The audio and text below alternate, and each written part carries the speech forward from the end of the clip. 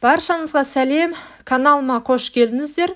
Бүгін сіздерге грек жаңғағы және чернослив қосылып дайындалған бал тортының рецебін ұсынбақпын.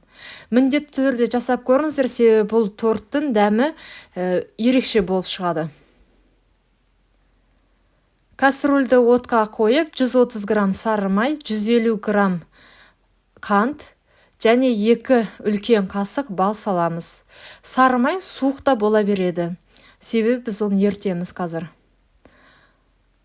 Барлығын салып болғаннан кейін араластырып, ортаңғы отта ерітеміз. Ергенше араластырамыз. Барлығы ерігеннен кейін бір кішкентай қасық ас содасын саламыз. Содан салғаннан кейін де араластырасыздар. Араластыру тоқтатпайсыздар. Көлемі ұлғайып, ағарып, және түсі карамель түсті болып шығады. Араластырасыздар. Түсі карамель түсті болғаннан кейін оттан аласыздар кастрөлді. Оттан алып, тағы да бөлме температурасына дейін суытып араластырасыздар. Содан кейін 2 жұмыртқа саламыз.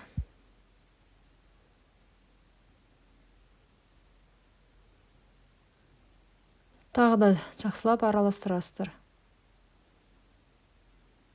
Жұмыртқа салғаннан кейін тағы да түсі өзгереді.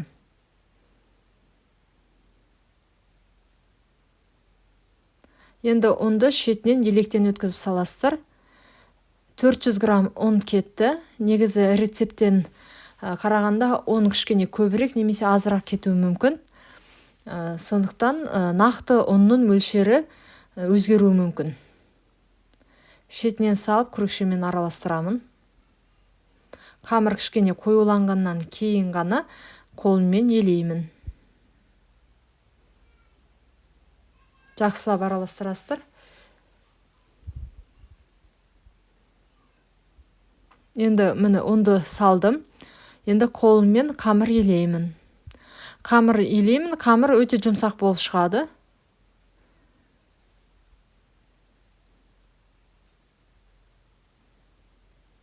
Міне қамыр дайын. Енді осы қамырды столдың үстіне қойсаңыздар да болады. Мен силиконды ковриктің үстіне қоямын.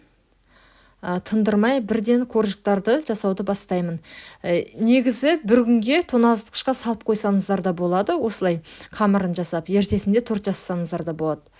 Немесе тындырып қойсаңыздар да болады. Бірақ бірден жасай беремін мен. 2-ге бөлдім қамырды.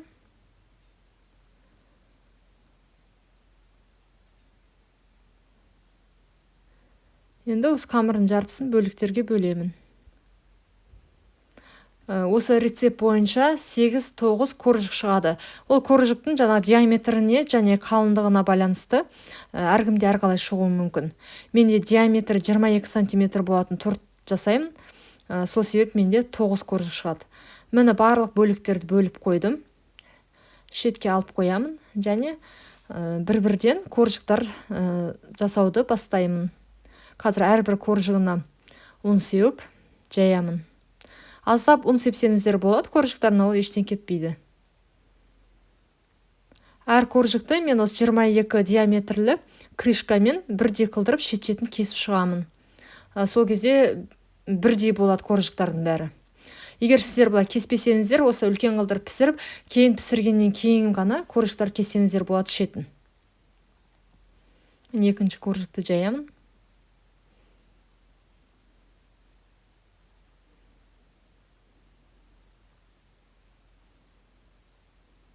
Менде крышканың диаметрі 22 см. Дайын коржықтарды пергамент төселген формада 180 градуста 5-7 минуттан пісіремін. Өз духовкаларыңызға қараңыздар. Коржықтар сарғайған кезде аласыздар және коржықтың үстін вилкамен тесесіздер міндетті түрде. Енді кремді жасаймыз. Ол үшін маған 200 грамм бөлме температурасындағы сары май қажет болады.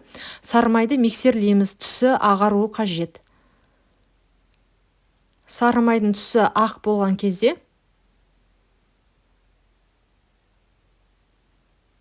өлшеп вареная сгущенка саламыз. Мен таразыға қойып өлшеймін, 350 грамм вареная сгущенка саласыздар.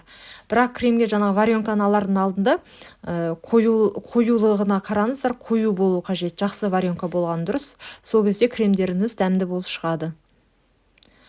Май мен варенканы 5 минутта миксермен араластырасыздар. Массасы түсі біркелкі болып шығу керек. Крем дайын. Енді торт жасауды бастаймыз. Менде 9 коржық шықты. Мен 8 коржықтан торт жасаймын, ал 1 коржықты торттың сыртын әдемілеу үшін алып қаламын. Бірінші коржықты салдым, және мен бұл коржықтың сыртына разъемный форманы саламын, торттың шеті бірдей болу үшін. Мұндай форма болмаса, формасы жасай беріңіздер. Кремін жағамыз. Менде әр коржықтың ортасында 1,5 үлкен қасық крем жағылды.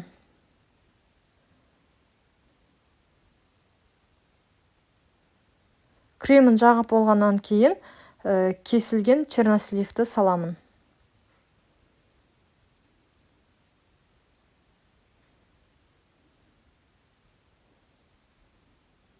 Черносливтің үстіне ұсақтап туралған грек жаңғағын саламын. Және үстіңгі коржығын салып, кішкене үстін басыңыздар коржықтың үстін. Тағы да кремін саламын. Әр коржықтың ортасына крем, чернослив және грек жаңғағын салып отырасыздар.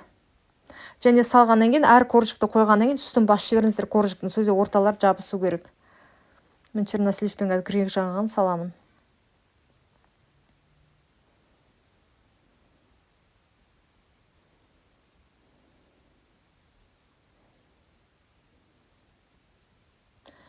Ең үстіңгі коржығын салып жатырмын.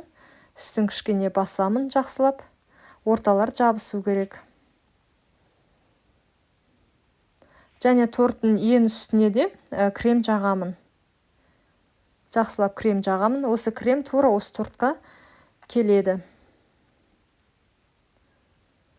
Разъемный форманы аламын ақырындап. Және қалған креммен осы торттың шеттерін жағып шығамын.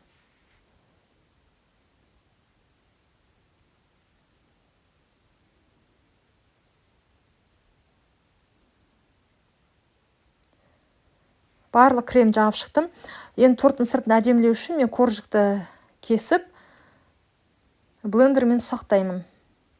Егер сіздерде осындай блендер болмаса, онда салафанға салып, оқтаумен ұсақтасаңыздар да болады. Мен ұсақтадым.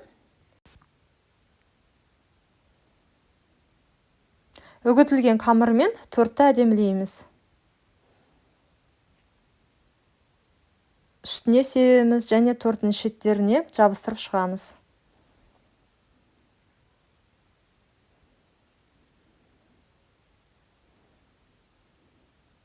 Мені барлық жағына жабыстырып шықтым. Осындай торт болып шықты. Классикалық түрде қалдырсаңыздар да болады, немесе үстін әдемілесеңіздер де болады. Мен жаңа жылға жасап жатқаннан кейін үстіне гранатаның дәндерін қойып шықтым, және сахарный пудрамен септім. Енді дайын тортты тоңазытқышқа 3-4 сағатқа қойып қоясыздар. Баршаңызға ас болсын.